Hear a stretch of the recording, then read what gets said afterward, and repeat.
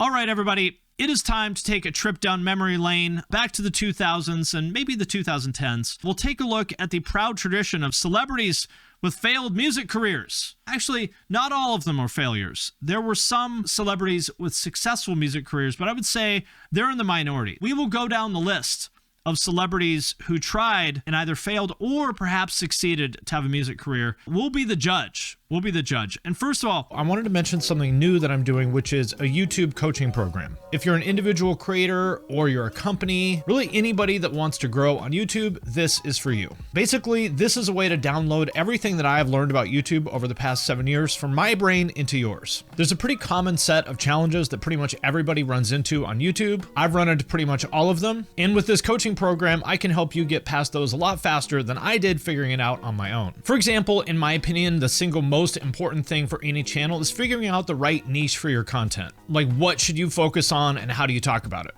For example, for me on this channel, once I found that, I went from getting, a couple hundred views a video to tens of thousands of views per video, literally almost overnight. You can see it right here. And also the right approach to things like titles and thumbnails and how to structure your videos to keep people's attention. All that stuff that took me years to figure out on my own through trial and error. I just want to help you speed run all of that. I am super excited about this, and I'm going to be putting a lot of time and energy into it over the course of the year. And if you want to find out more about it, you can just hit the link in the description of this video. Let's start with Jada Pinkett Smith, who you may know for, I would say, in her prime, old school Jada, I would say one of the most attractive people on the planet back in the 90s. A dime. No two ways about it.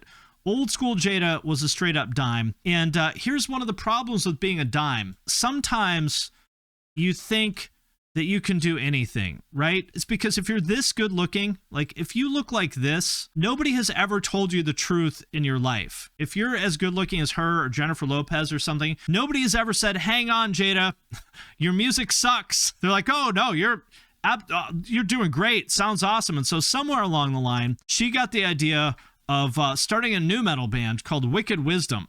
And let's check it out.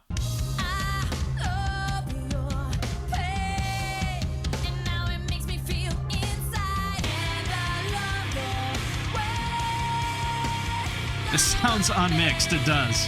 Yeah, I mean, I've heard worse, it's true. I've heard worse. They played Ozfest too. Do you guys remember that? I guess this is Download, not Ozfest, but whatever, close enough. It sounds like they're playing 3 different songs at the same time. Here we go. Sounds like Meshuggah.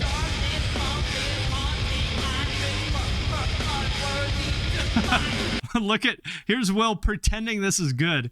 He's like, damn, this shit sucks, but I gotta stand here on the side of the stage and pretend that it's good. Look at It's like, this is the toughest acting gig of my life, to pretend that my wife's band is good. That's right, the things you do for family. So I think it's safe to say that, music was not her calling. Yeah, he's sweating bullets trying not to laugh. But, here's the thing. Here's the thing. At first I thought Will, was embarrassed about all this, but then I realized that Will Smith has absolutely no dignity. He is like truly, these people are absolute fucking psychopaths, okay? So it came out a year or two ago that basically Will and Jada have been like separated for years and years and years, and that he's essentially a cuck. The arrangement is that they've been separated, but they're still married, and he lets her fuck this much younger actor named August Alsina, which they refer to as an entanglement. I'll let her explain it. Went through a very difficult time. Yeah. And we decided... I was done with your ass. Yeah, you kicked me to the curb. I was done with you. Yeah. Marriages have that, though. Marriages have that. Yeah, we broke up. And then what did you do, Jada? Well, I think from there, as time went on, I got into a different kind of entanglement with August. Yes, we know. A different kind of entanglement. He's an R&B singer. Sorry, not an actor. He's an R&B singer. So, yeah, this is Will Smith. He's like, oh, so I let my wife fuck this other guy who's half my age. And then, you know what? Let's do a YouTube series where we talk about it. Let's do a YouTube series about our entanglement. Really, people, the more we learn about Hollywood, the more you realize these people are all just absolutely insane. But yeah, that's right. Don't cheat, everyone. Just have entanglements. Okay, next up we have your girl, Paris Hilton, which of course we all know, hopefully for the best t-shirt of all time. This is my vibe, okay? This is my vibe for 2024 right here. Paris Hilton's legendary Stop Being Poor t-shirt, which unfortunately is photoshopped. I wish it wasn't. Apparently the original says stop being desperate, and somebody photoshopped it to say stop being poor. But I think this is a better vibe, right? This is where I'm at. She's like the real life Regina George. Yes, she is. I'm legitimately a Paris Hilton fan. I like her. I'm sure she's crazy, but I'm legitimately a fan of hers. And she's actually one of the biggest DJs in the world, which a lot of people don't know. And she had a relatively short-lived career as a pop artist back in the mid-2000s. Her most notable song being Stars Are Blind, I believe produced by your man Scott Storch.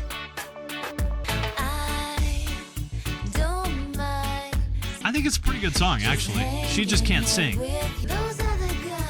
Yeah, she's just a horrible singer, that's all. This is true. She's been playing us for years. There's a video of her talking normally and then switches up real quick when she sees the camera. It's true. She did a documentary a couple years ago where she basically just revealed that, you know, this sort of like dumb, blonde, idiot kind of character all along was just a character. And actually, she's like a very intelligent person who just realized that she had this opportunity to be the person that people thought she was going to be and made her super rich and famous, and everyone still believes it to this day. I say respect, Queen.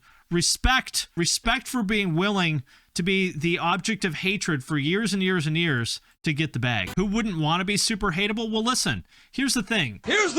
If you're a super hot, like, she's really tall too, I think, isn't she? If you're like a 6 foot tall, you know, super hot, skinny blonde, born into a rich family, everyone's going to hate you, right? You don't have a choice. Everyone is going to hate you. So why not lean into it? Right? There's nothing she could do that's going to make people like her. So she said, okay, you want to hate me? Fine, you can hate me. I'm just going to fucking monetize your hate for the rest of my life, which she did. She is a true heel. It's true. And as Chael Sonnen says, boos are cheers to the heel. So I would say Paris Hilton, you know, music, perhaps not her calling. I think this is a good song. She's not exactly a talented vocalist, in my opinion. So I would say music, perhaps not her calling, or at least being a vocalist. Maybe that's not what God chose for her, but still, I'm a fan of hers. And yeah, if there's a Paris Hilton fan club, I'm in it. The only thing that makes me mad about this video is right here. Look how close we are to getting toes. Look at that. Just, you can see just a little bit of toe cleavage in this. Oh God, she's such a tease. All he had to do was just reach down and pull off the shoe, and we would have finally gotten what we wanted all these years. It's so close, but so far. I know. Disappointing. Another mid-2000s starlet who attempted to have a music career was Lindsay Lohan. I think this was from like 2005, maybe? Something like that. At like the peak of her stardom. Look at the vanity license plate here. Lindsay 2. I like that. Having a vanity license plate is pretty much like a guarantee that you're an asshole. And by the way, I had a vanity license plate in 2009, I think. I had a red Acura TSX with the vanity license plate, "Sup, bro."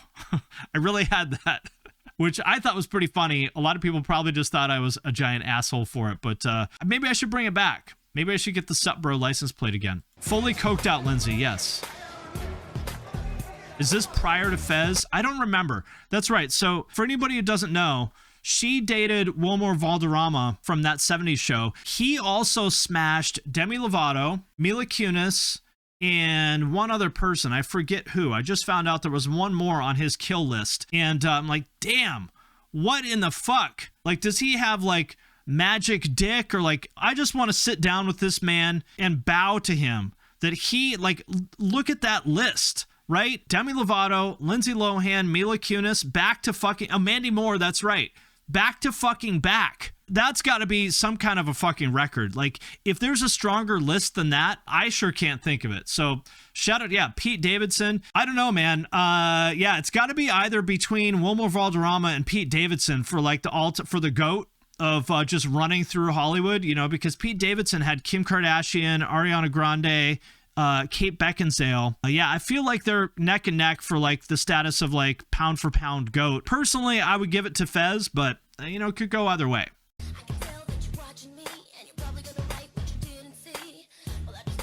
She's just so tired of the paparazzi hounding her. Yeah, so this song is like, you remember back then, all these girls who were like in the tabloids and stuff had to write a song about how they're so tired of the paparazzi harassing them and chasing them everywhere and like, just leave me alone. And then they write a song about how they want to just be left alone.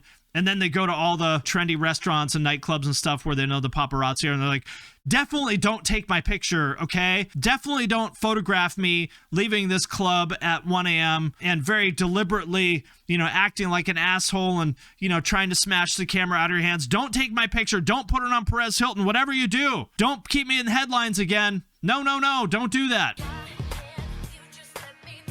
Not a good song, though, unfortunately. Paparazzi harassment is actually, yeah, of course. Paparazzi suck. They're horrible. But there's a very easy way to not get harassed by the paparazzi. Just don't go to places where paparazzi hang out. It's very simple. It's not difficult to have the paparazzi leave you alone. I was a fan of Lindsay back then, as I think anybody was. How could you not be a fan of Lindsay Lohan back then? But once again, I would say, you know, Lindsay, maybe stick to acting, stick to Mean Girls. One of the best movies of the 2000s. Music, perhaps not her calling. Perhaps. Okay, now, how about your man Mark Wahlberg, formerly known as Marky Mark? Marky Mark and the Funky Bunch. This was his introduction to the world back in, I think, 1990. Good Vibrations by Marky Mark and the Funky Bunch. Yeah. Can you feel it, baby? Can you feel it, baby? Back when he was blinding elderly Vietnamese men. Oh, that's not all. That's not all. Here's my favorite thing about Mark Wahlberg. You may have heard about him attacking a Vietnamese guy back when he was a teenager. Not just that. Here is the full list of Mark Wahlberg's racist hate crimes, okay? Because there's not just one. There's several, okay? First of all, in 1986, a then 15-year-old Wahlberg and 3 friends were charged for chasing 3 black children and pelting them with rocks while yelling, "Kill the N-words," until an ambulance driver intervened. Now you could say, well, that was a long time ago. He didn't know any better. It's just a one-time thing. Okay? Well, then the next day, Wahlberg harassed another group of mostly black children around the age of 9 or 10 at the beach, gathering other white men to join in racially abusing and throwing rocks at them. And then 2 years later, a seemingly unrelated incident occurred in 1988 when Wahlberg attacked 2 Vietnamese men while high on the drug PCP. He called one man, Tan Lam, a Vietnamese effing S, and knocked him unconscious with a 5-foot wooden stick while punching another man, Army veteran Johnny Trin, in the eye. Later in the same day, officers reported that Wahlberg used racist slurs to describe both men. He only did 45 days in prison for his 2-year sentence, and then in 2014, he attempted to seek a pardon for the second attack and have it wiped away from his criminal record. So, yeah, can't say I'm a fan of Marky Mark. Yeah, very nice guy. Yeah, and then he makes hip-hop music. It's great, isn't it? It's great. Absolutely jacked. God-tier genetics. Yo, it's about that time to break forth the rhythm and the rhyme. That's right. Marky Mark walked so John Cena could run. Yeah, ever since I found out, so as most of you probably know, my wife is Vietnamese. So our house, ever since we found out about that, Mark Wahlberg has been banned from our house because I'm not on board with this guy. I think he's a piece of shit. I think his music sucks. And I think it is sad and pathetic that he has a career. I think that Hollywood are a bunch of hypocrites. You know, they get up on stage and do all this virtue signaling about, you know, how much do they value diversity at the Oscars and blah, blah, blah. Meanwhile, they let this guy who has multiple convictions for violent racist hate crimes continue to have a career. I'm not on board. Fuck this guy. That's what I think. Now, I'll tell you someone who actually kind of underrated as a rapper. And I mean this, for real. Shaquille O'Neal, your man Shaq. Not only one of the best basketball players at the time, but actually a pretty good rapper. So this is his first album from 1993. When he was like, you know, fairly new as a basketball player. He put out a rap album that's not bad. I get dirty after dark. I treat you like Spielberg. It's not the worst thing I've ever heard. It's not bad, right? But I'll tell you what's even more impressive to me. This is from 1993. 30 years later, the man came back with what I would legitimately consider to be one of the better like rap songs of last year. This is like 30 years later. Legitimately, this song is fire. 30 years later, the man comes back, samples Drowning Pool, and drops a banger. Ha, sicker than your average, great with the drink, 21 Savage. Please do call me Diesel, doing what I want, y'all doing what you need to. Pull up, big body beat beat, suckers drop 6 feet deep. Pretty good. Yeah, and he's DJ'd at the largest. Yeah, he's a very successful DJ. I do not get it, your movement is whack. Roaming through winners, you losing in laps. I'm touring the globe, I'm gonna land on the shore and exploring a boat where it's blue on the map. It's not bad, right? Like he's legitimately good. So who would have ever thought that of all people, you know, that compared to all these Hollywood actors and stuff, who would have ever thought that actually Shaq like is legitimately a better musician than a lot of them? He's not bad. So I say respect to your man Shaq Diesel, actually a legitimately pretty good rapper. Now, last but not least, here's a pretty good one. As you may know, the Kardashians have had a few forays into music, mostly very, very, very bad. But I thought this one was kind of funny. So this is Kris Jenner and Kourtney Kardashian go to Travis Barker's studio, and you will see an interesting little cameo from someone who you may know. Let's see. You could like stand this way. Oh, is this my mic? And then you could see everyone in there. There we go. See who that is? That is your man Kevin Thrasher from Escape the Fate, who is Travis Barker's engineer. So there you go. Kevin Thrasher from Love Hate Hero and Escape the Fate, auto-tuning Kris Jenner. Do you want me to pull up those lyrics? Yeah, I got the wrong lyrics.